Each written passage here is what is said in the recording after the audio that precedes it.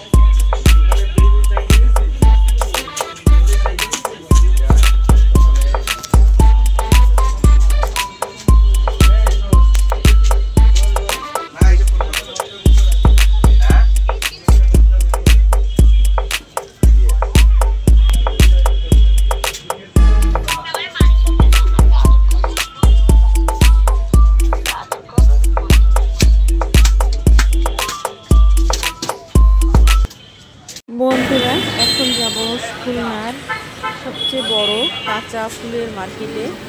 ওখান থেকে, এটা হচ্ছে পরের দিনের ভিডিও, ওখান থেকে কিছু ফুল নেব গায়ে হলুদের জন্য।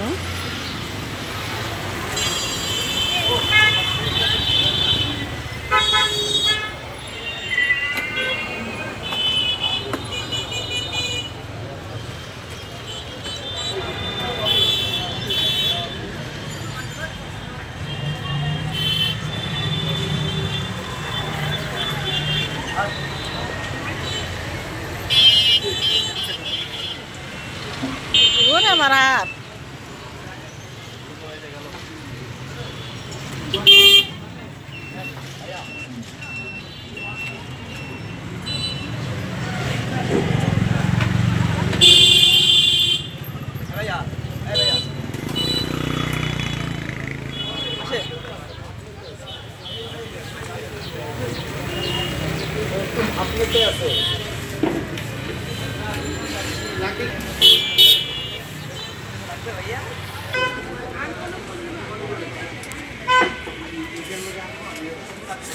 মামা, মল্লিকা কি আছে? 200 বেশি দেওয়া যায়? আমি গদখালিতে 100 আমাকে রেডিও, আমি এটা একটা দিয়ে নিয়ে যাবেন। আরে 50 মিনিট গান তো বল দিয়ে। হ্যাঁ, দিচ্ছি। আর গোলাপ টোলাপ লাগবে না? টোকাই টোকাই নাকি? ওই গোলাপ দেবে তো 5টা।